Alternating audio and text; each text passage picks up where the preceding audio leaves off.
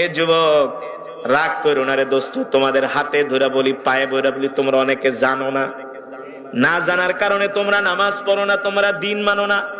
মনে করো মুসলমানের ঘরে জন্ম নিছি, এমনি ভেস্তে চলে যাব, নবীজি এমনি সুপারিশ করে জান্নাতে নিবে, এত সহজ না রে দোস্ত, ঠিক কিনা বলেন? এত সোজা না, এত সোজা না। আল্লাহর নবী যখন উম্মতদেরকে ধইরা ধইরা জান্নাতে নিয়ে যাবে, তখন কিছু উম্মত যায় বলবো, গো নবী যে আমিও তো আপনার উম্মত, আমাকেও জান্নাতে নিয়ে যান। অথচ দুনিয়াতে খাইতো গাঞ্জা, দুনিয়াতে খাইতো সিগারেট, দুনিয়াতে খেলতো জুয়া, জুয়া সারাদিন শুধু ফেসবুক নিয়া পর্নোগ্রাফি দেখতো, অশ্লীল ভিডিও দেখতো, ঠিক কিনা বলেন? আল্লাহ রসুল ডাক দিয়া বলবে, তোরা কি আমার উম্মত? তোদের কোন উম্মত যে তোরা, তোদের কোন পরিচয় আছে কিনা, কোন প্রমাণ আছে কিনা তোরা যে আমার উম্মত? দেখ দেখ আমার ওই যে উম্মতদের দিকে তাকায় দেখ, একজনের হাত নাই, একজনের পা নাই। আমার সাহাবীদের দিকে তাকায় দেখ, আমার সাহাবীদের কলিজা পর্যন্ত কাফেররা ছিঁড়ে ফেলেছে, ঠিক কিনা বলেন? কোন সাহাবীর হাতের কবজি নাই, কোন সাহাবীর ডান পাও নাই, বাম পা নাই। এই যে দেখ, তাদের চোখগুলো উঠিয়ে ফেলেছে, তাদের আঙ্গুলগুলো কাফেররা কর্তন করেছে। তাদের কোনো দুনিয়াতে অপরাধ ছিল না, তাদের একটাই অপরাধ ছিল, তারা কোরআনের কথা বলতো, ঠিক কিনা বলে? ও মুসলমান, আল্লাহ রাব্বুল আলামিন আল্লাহর হাবিবকে বললেন, হাবিব আপনি এই কোরআন দিয়া মক্কার জমিনে মক্কার কাফেরদেরকে দাওয়াত দেন। আল্লাহর নবী কোরআনের দাওয়াত দেয়, আবু জেহেল, আবু লাহাবরা কোরআনের তেলাওয়াতে বাধা দেয়, কোরআনের দাওয়াতে বাধা দেয়। শুধু এখানেই শেষ না, আল্লাহর নবীকে এসে মক্কার কাফেরেরা হুমকি দিয়ে যায়। আল্লাহর নবী ওদের হুমকিকে তোয়াক্কা করে না।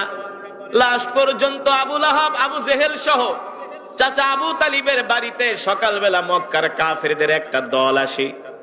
আয়েশা বলে, এ আবু তালিব, তোমার কাছে বিচার দিয়া গেলাম মুহাম্মদের নামে, মুহাম্মদকে কোরআনের দাওয়াত বন্ধ করতে বলো, নাইলে আমরা মুহাম্মদের গর্দান উড়িয়ে দিব। বলেন নাউজুবিল্লাহ।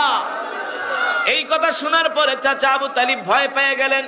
চাচা আবু তালিব জানতেন আবু লাহাব হলো একটা বদমেজাজি মানুষ, ঠিক কিনা বলেন? আল্লাহ রসুলকে হুমকি দিয়ে গেল।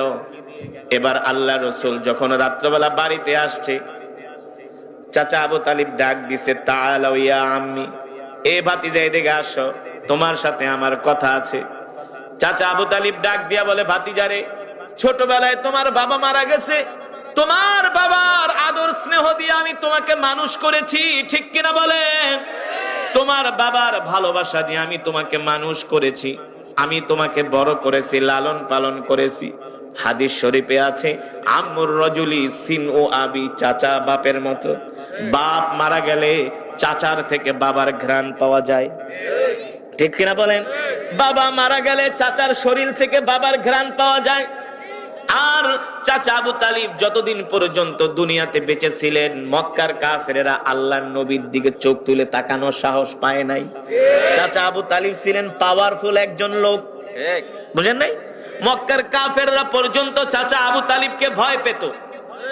বুঝতে পারছেন কেমন পাওয়ারফুল ছিলেন চাচা আবু তালিব? ওই সমস্ত আবু লাহাব টাপ চাচা আবু তালিবের সামনে দাঁড়ায় কথা বলারও সাহস নাই। আল্লাহর নবী এমন চাচার ভাতিজা। এবার চাচা আবু তালিব ডাক দিয়া বলে, ভাতিজারে, মক্কার কাফের আবু লাহাব, আবু জেহেলরা হলো দুষ্ট মানুষ, কোন সময় না তোমার একটা ক্ষতি করে বসে।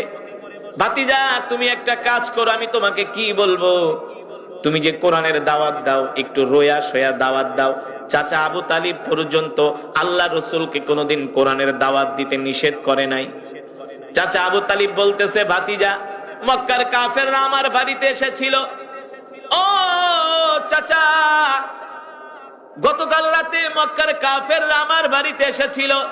মক্কার কাফেররা আমাকে 3টা প্রস্তাব দিয়ে গেছে। 1 নম্বরে, তুমি যদি মক্কার নেতৃত্ব চাও তাহলে তোমাকে মক্কার নেতৃত্ব দিয়ে দেয়া হবে, তারপরে তুমি কোরআনের দাওয়াত বন্ধ করে দাও। আর বাংলাদেশে কিছু দরবারি আলেম আছে, মৌলবী আছে গিয়ে না, হালুয়া খাওয়াই না মৌলবী আছে, ওদেরকে যদি প্রস্তাব দিত, তুমি যদি নেতৃত্ব চাও তোমাকে বড় মন্ত্রী বানায় দেওয়া হবে, বড় এমপি বানায় দেওয়া হবে, কোরআনের দাওয়াত বন্ধ করে দাও। দেখবেন ফতুয়া দিয়া বন্ধ করে দিত। আর আম পাবলিক রে দিলে তো কোনো কথাই নাই, হ্যাঁ, ইমানই হারা হয়ে যাইতো। ঠিক কিনা বলেন? ঠিক না? আল্লাহ রসুলকে মক্কার কাফেররা প্রস্তাব দিয়ে গেলেন, এই আবু তালিব মুহাম্মদকে বলো, যদি মুহাম্মদ মক্কার নেতৃত্ব চায় আমরা মক্কার বড় নেতা বানাই দিব, মুহাম্মদকে তার কথায় আমরা উঠবো আর বসবো। কথা বলছেন? কত বড় পাওয়ারফুল বড় বড় নেতা ছিলেন ওরা। বলে আমরা মুহাম্মদের কথায় উঠবো আর বসবো, মুহাম্মদকে বলো কোরআনের দাওয়াত বন্ধ করে দিতে। আল্লাহ নবী শুনতেছেন আর বলতেছেন, চাচা আর কি বলছি? বলে শোনো ভাতিজা, মক্কার কাফেররা বলে দিছে তোমার যদি সম্পদের প্রয়োজন হয় মক্কার বড় ব্যাংকের চাবি তোমার কাছে দিয়ে দেওয়া হবে, যত দিনার দিরহাম লাগে স্বর্ণ গয়না লাগে তুমি উট ভর্তি কাফেলা ভর্তি ভর্তি তুমি বাড়িতে নিয়ে আসবা। চাচা আর কি বলেছে? বলে শোনো ভাতিজা, দুনিয়ার এমন কোন পুরুষ নাই যেই পুরুষেরা সুন্দরী মেয়ের প্রতি আকর্ষণ নাই, লালায়িত না। কথা কয় না? পৃথিবীর ইতিহাসে যুগে যুগে যত বড় বড় মুসলিম নেতাদের মাথা নষ্ট করেছে কাফের বেঈমানেরা সুন্দরী নারী দিয়া। ঠিক কিনা বলেন? পৃথিবীর এমন কোন পুরুষ নাই যে সুন্দরী মেয়ে দেখলে তাকাইতে মন চায় না। যদি বলেন হুজুর আমাদেরও তাকাইতে মন চায় কিন্তু আমরা তাকাই না, কার ভয়ে? জানি যে তাকাইলে কবরে গেলে কপালে মাইরাছে। যদিও ভুলে ঠুলে কোনো মেয়ের দিকে নজর চলে যায়, বার সাথে সাথে নজর ফিরাইয়া আল্লাহ মাফ করে দিয়ে, এটা অনিচ্ছাকৃত। ঠিক কিনা বলেন? হারাম। বেগানা মহিলার দিকে তাকানো কি? জোরে বলেন হারাম। আর বর্তমানে যুবকরা হারাম তো দূরের কথা, এইটাকে মনে করে সবচেয়ে বড় আরাম। সিনেমার পোস্টার দেখে আর জিমে। কথা বলে না? কিছু যুবক আছে সারা রাত শুধু মোবাইলে ওই নায়িকা ফাইকাদেরকে দেখে। আরে বেটা তুই যেই নায়িকাদেরকে দেখা ঘুম নষ্ট করস, এই নায়িকার ধারে কাছে তুই কোনোদিন যাইতে পারবি না। তোরে গেলে লাথি মারবো, তোরে গেলে পুলিশে পিটাইবো। তাইলে তার জন্য তোর ঘুম নষ্ট করার কি দরকার? তোর জিনা করার গুনাহ কামানো কি দরকার? কথা বলেন, কথা সঠিক নাকি বেঠিক? সত্য নাকি মিথ্যা?